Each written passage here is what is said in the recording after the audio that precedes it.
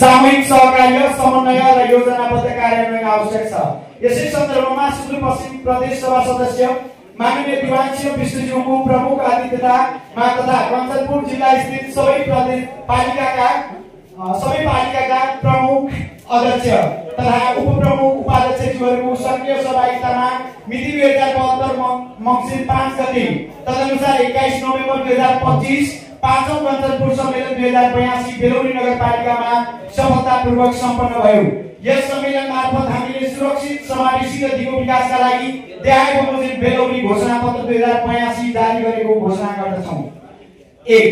दिगो विकास, जलवायु परिवर्तन र विपद जोखिम सम्बन्धी राष्ट्रिय तथा अन्तर्राष्ट्रिय नीति र अभ्यासहरूलाई स्थानीयकरण र थप प्रभावकारी रूपमा कार्यान्वयन गर्ने। 2. सबैका लागि पूर्व सूचना प्रणाली र पूर्वानुमानमा आधारित पूर्व कार्यलाई स्थानीय तह र समुदाय स्तरमा सुदृढ बनाउन सबै सरकारवालाहरूसँग सहकार्य र साझेदारी विस्तार गर्ने। 3. विपद जोखिम न्यूनीकरण तथा व्यवस्थापनलाई थप प्रभावकारी बनाउन पूर्व तयारी तथा सुरक्षित पूर्वाधार तथा प्रणाली विकास गर्न वित्तीय स्रोत तथा लगानीलाई बढाउने। 4. विपद आउँदा हुन सक्ने आर्थिक क्षतिलाई अग्रिम रूपमा व्यवस्थापन गर्न विपद जोखिम हस्तान्तरणका उपायहरू विशेष गरी बीमालाई उच्च प्राथमिकता दिने। 5. प्रकृतिमा आधारित समाधान नेचर बेस्ड सोलुसनका उपायहरू विपद जोखिम न्यूनीकरण योजना, जलवायु अनुकूलन योजना र जलाधार व्यवस्थापनमा समावेश गर्ने। 6. कञ्चनपुर जिल्लाका प्रमुख नदी प्रणाली तथा जलाधार क्षेत्रको विस्तृत अध्ययन र जोखिम लक्ष्याङ्कन गरी जिल्ला विपद व्यवस्थापन समिति, स्थानीय विपद व्यवस्थापन समिति, सामुदायिक विपद व्यवस्थापन समिति, महिला तथा युवा सञ्जालहरूको अगुवाईमा विपद जोखिम न्यूनीकरण तथा उत्थान क्षेत्रका कार्यक्रमहरूलाई निरन्तरता दिने। 7. विपद तथा जलवायु परिवर्तन अनुकूल पूर्वाधार निर्माण सुनिश्चित गरी स्थानीय विकास योजनाहरूको निर्माण तथा कार्यान्वयन प्रक्रियामा लैङ्गिक तथा सामाजिक समावेशीकरणलाई आत्मसात गर्ने। 8. मानव वन्यजन्तु द्वन्द्वबाट उत्पन्न जोखिम न्यूनीकरण तथा अनुकूलनका विषयमा बहुपक्षीय सरकारवालासँग समन्वय साझेदारी मार्फत एकीकृत रूपमा कार्यक्रमहरू सञ्चालन गर्ने। 9. जलवायु परिवर्तन तथा विपद व्यवस्थापन सम्बन्धी विषयवस्तु स्थानीय पाठ्यक्रममा समावेश गर्ने र अन्तमा 10.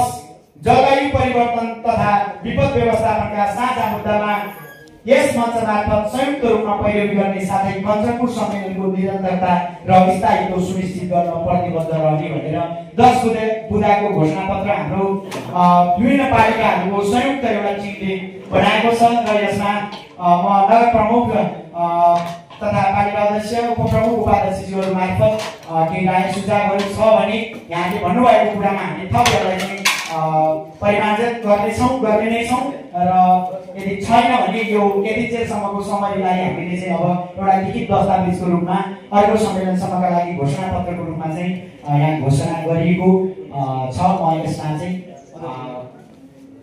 हाम्रो नगरपालिका हाम्रो आयोजक नगरपालिकाका प्रमुखज्यू मार्फत यो घोषणापत्र यदि हाम्रो सबै ठिक छ भने यसलाई हस्ताक्षरको प्रक्रियाका लागि अनुरोध गर्छु।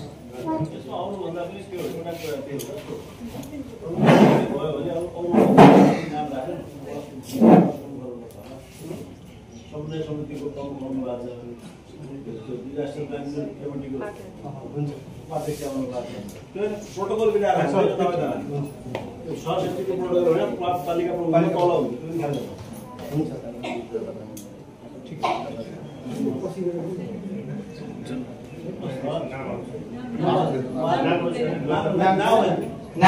पोजिसन त हुन्छ, पोजिसन नगरपालिका हाम्रो नाम चाहिएन कि, जस्तो प्रमुख अतिथि माननीय अतिथिको हो उसको नाम, त्यसपछि गएर नगर प्रमुखहरू आएको प्रमुख मिलाउनु धन्यवाद।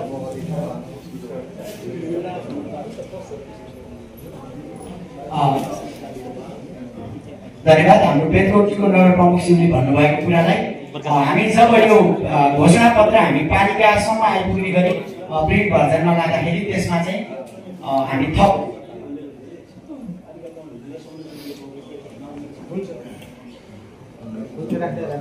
प्रमुख अतिथिता र पालिका मात्रै भएको र हाम्रो विशिष्ट अतिथिज्यूहरूको पनि नाम समावेश गराउनुपर्ने कुरालाई यसमा हामी विशिष्ट प्रमुख लेखौँ न।